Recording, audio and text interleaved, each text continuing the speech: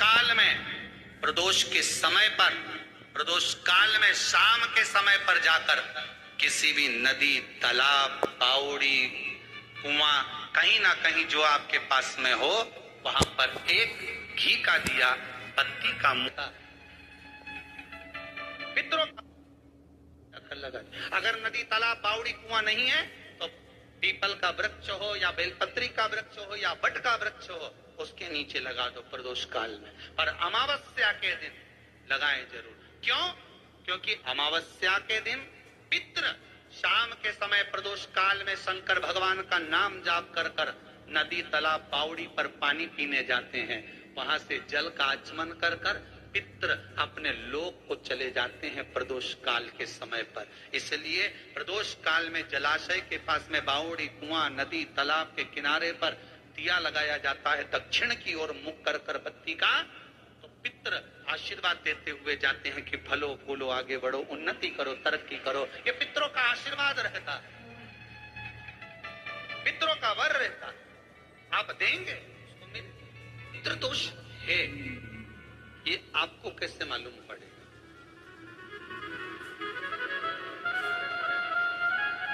पितृ भूखे हैं, इसका तो वर्णन हमने पहले कर दिया कि रात्रि को जब आप सोने के बाद में 1-1.5 घंटे बाद अगर आपकी नींद खुल जाए, 1 घंटा 1.5 घंटा आप सोइए, उसके बाद जो नींद खुली तो 1-1.5 घंटे तक अगर आपको नींद नहीं आ रही है, रात्रि को सोने के बाद में 1 घंटे बाद जब उठे तो आपको प्यास लग गई, भूख लगने लगी, प्यास लगने लगी कि मेरे को पानी पीना पड़ेगा, घबराहट हो रही, पानी पीना पड़ेगा।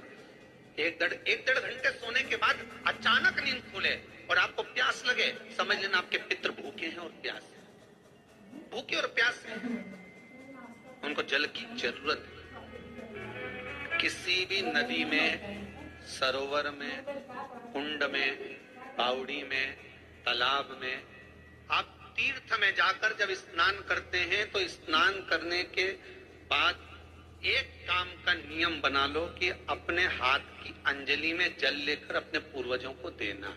प्यासे रहते हैं, भाग मांगते हैं, प्राप्त करो। 3 वृक्ष पितरों के तुल्य हैं। पहला पीपल, दूसरा बट वृक्ष, तीसरा बेलपत्र का वृक्ष। ये पितरों के तुल्य हैं।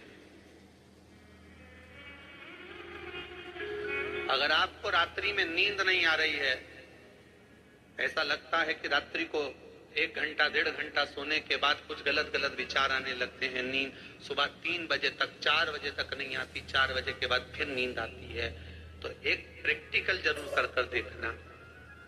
एक प्रैक्टिकल करने में क्या जाता है? प्रयास करने में क्या कुछ जाता है?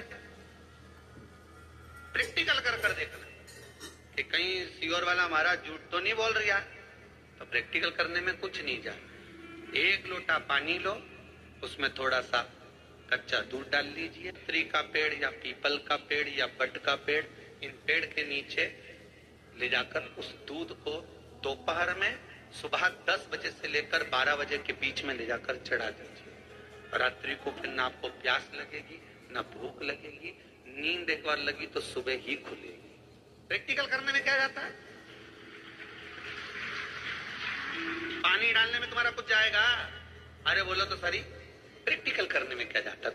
कुछ भी नहीं बिगड़ेगा। ये तो बस जल डालोगे तुम्हारा ही कुछ अच्छा हो सकता है, बाबा की कृपा। 3 वृक्ष पितरों के तुल्य हैं।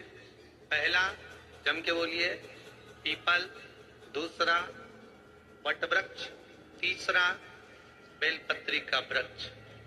3 पीपल के वृक्ष में 52,000 ब्राह्मण एक साथ निवास करते हैं, इसलिए पितृतुल्य। बट वृक्ष ब्रह्मा जी के मस्तक से बना, इसलिए पितृतुल्य। और बेलपत्री का वृक्ष माता पार्वती जी के अश्रु से बना। जब आंसू गिरे थे माता जगत जननी जगदम्बा पार्वती के, उस समय पर पितृलोक में हलचल उत्पन्न हो गई थी। हमारी नातिन की आंख में आंसू कैसे आ गए? मैनावती की पुत्री है,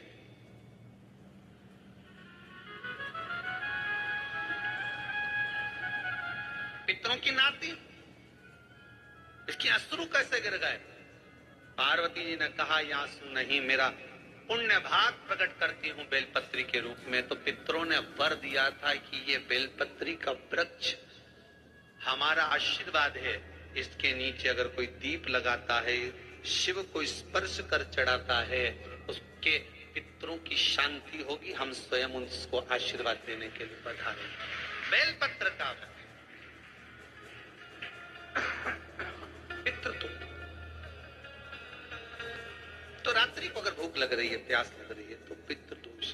दूसरा पितृदोष का लक्षण बताया, घर में कोई शुभ कार्य ना हो, वंश की वृद्धि ना हो, 1 रुपए कमाओ, 1.25 रुपए खर्च हो रहे हैं, पैसा 10 जगह से कमाई आ रही है पर घर में टिक नहीं पा रही है, आया गया, पितृदोष।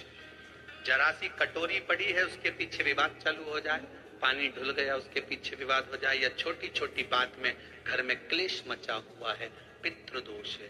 समझ लो हमारे पूर्वज हमसे खुश नहीं, प्रसन्न नहीं।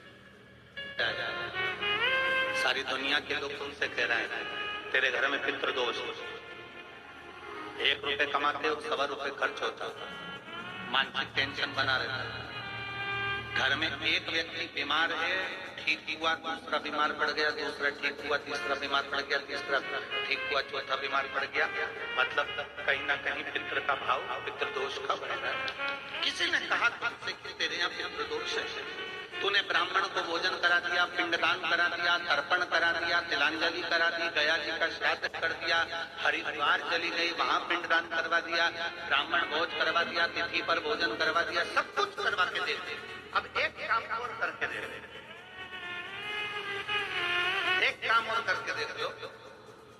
जब तुम घर में भगवान शंकर की आरती, तुम्हारे घर में शंकर जी का शिवलिंग है, भले काय का भी छोटा सा, भले सियोर का कंकर शंकर हो, नर्मदा का कंकर हो, चाहे शंकर पारस के हो, पीतल के हो, स्टील के हो, लकड़ी के हो, जिसके भी हो, लोहे के हो, पाषाण के हो, जिसके भी हो, शंकर का शिवलिंग अगर हमारे घर में है और आप रोज प्रतिदिन भगवान की आरती करते हो, प्रतिदिन, और आपको लग रहा है कि मेरे यहाँ तकलीफ चल रही है, ये ठीक ही नहीं हो रही, लगभग 1.5 महीना आप कम से कम 45 दिन, 1.5 महीने के करीब में सब प्रयास करना कि भगवान की आरती, शिवलिंग, शंकर भगवान के शिवलिंग की आरती करने के बाद उस दिए को भगवान के सामने मत रखो, उस दिए को उठाकर जहाँ तुम पानी का मटका रखते हो, हंडा रखते हो, जिससे तुम पानी पीते हो, तुम्हारे रसोई घर में जो पानी का मटका, हंडा, बाल्टी, आरओ का पानी जिस मटके में गिरता है, हंडे में गिरता है, जिसको हमारे पितरों का स्थान रहता है, उस स्थान पर, उस मटके के पास, उस हंडे के पास, उस बाल्टी के पास में जहाँ रसोई घर में पानी रखते हो, उस रसोई घर में पानी जहाँ रखते हो, उसके पास में उस दिए को भगवान के सामने नहीं रखना। आरती उतारने के बाद उस दिए को ले जाके सीधे परिंडे के पास में, उस हंडे के पास में, मटके के पास में उसको रखो। केवल 1.5 महीना कर देखना। 1.5 महीने के बाद तुम्हें मालूम पड़ेगा कि हम वापिस उन्नति की सीढ़ी पर चलना प्रारंभ कर दिए, हमें फल मिलना चाहिए। अब तुम्हें ना कहीं जाना है, ना कहीं आना है, ना कोई खर्चा है। खर्चा है क्या? ईमानदारी से बोलो, कोई तुम्हारा लाखों का रुपया लग गया, रोज आरती, बस आरती का नियम बना लो कि हमको पितृदोष किसी ने बोला है, हमारे घर में अशांति है, पितृदोष है, कोई कह रहा है कि तुम्हारे घर में पितृदोष है, हमने सब कुछ करके देख लिया, अब हमें ये करना है कि महादेव आरती जब होती है तो उसकी ज्योत का दर्शन करने पर 1000 कपिला गाय के दान का पुण्य मिलता है। तो ये पुण्य हम हमारे पितरों को देते हैं, जिससे उनकी मुक्ति हो जाए और हमें आशीर्वाद। उस दिए को नीचे नहीं रखना, आरती उतारने के बाद आरती पूरी हो जाए तब उस दिए को ले जाकर, जब आप ले जाकर उसको रखें तब उस स्थान पर रखें जहाँ पितरों का स्थान। अमावस्या के दिन सारे पितृदोष समाप्त हो जाए, सारा पितृदोष समाप्त। जिनके यहाँ पितृदोष होता है, काल सर्प दोष होता है, वास्तु दोष होता है, उनको ज्यादा कुछ नहीं करना होना। महाराज एक बेल का फल लीजिए। क्या लेना है? बेल का फल, बेलपत्री का जो फल होता है उसको ले लो, उसके अंदर का जो गुर्दा होता है, अंदर का जो भाग होता है, उसको निकाल लीजिए और उस बेल के फल में आटा सेक कर उसमें शक्कर मिलाकर उसको उसके अंदर भर लीजिए। अमावस्या के दिन सुबह 10 बजे से पहले उस बेल फल में जिसमें तुमने पंजेरी भरी है, आटा सेक कर भरा है शक्कर के साथ में, उसको अपने घर में घुमाने के बाद में जिसको कालसा है घर में सब दूर घुमाकर अपने परिवार का हाथ का स्पर्श कराकर पीपल के पेड़ के नीचे तक खड्डा खोदकर उस बेलपत्र के उस फल को दाब दीजिए। उस फल को उसमें दबा दीजिए। महाराज केवल एक अमावस्या करना रहता है, पितरों के दोष से मुक्ति मिलती है और हमारे घर के कार्य सफल होना प्रारंभ हो जाता है। कार्य की सफलता होती है, कार्य में सफलता प्राप्त होने लगती है। हम तो कई बार कहते हैं महाराज जी, अगर ऐसा लगे किसी औषधि को आप ले रहे हैं, मालूम पड़े कि औषधि आपको लग नहीं रही, शिव महापुराण की कथा करेंगे, मान लो औषधि आपको नहीं लग रही, आपने औषधि बहुत दिनों से ले रहे हो, कोई दवाई, मान लो आप किसी भी दवाई को ग्रहण कर रहे हैं और वो औषधि लगी नहीं रही है, वो शरीर को लगी नहीं पा रही और आप ठीक ही नहीं हो पा रहे, 15 दिन हो गए, 8 दिन हो गए, बताओ, उतना की उतना ही कैटरीना है, उतना ही उतना अपना भरा हुआ, वही की वही लीवर, वही की वही किडनी, वही की वही स्मरण, सभी कुछ वही वही,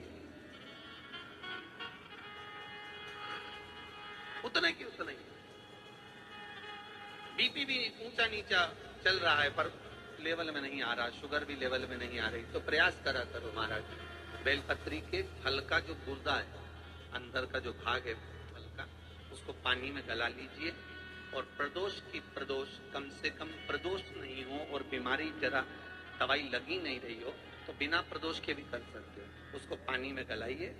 आधा घंटा पानी में, जैसे आपको सुबह मंदिर जाना है 10 बजे, तो सुबह स्नान कर कर कम से कम 6:30-7 बजे उसको पानी में गला दीजिए और उस बेले के फल का गुर्दा सा गला हुआ पानी शिव जी को ले जाकर समर्पित कर दीजिए। महाराज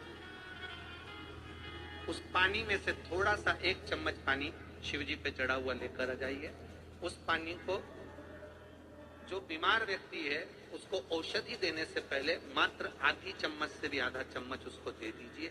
भगवान शंकर का श्री शिवाय नमस्तुभ्यम का जाप कर कर उस पानी को देने के बाद अगर आप औषधि देंगे तो ये पक्का है कि औषधि अपना कार्य करना प्रारंभ कर देगी और वो स्वस्थ होना प्रारंभ हो जाएगी। वो स्वस्थ हो औषधि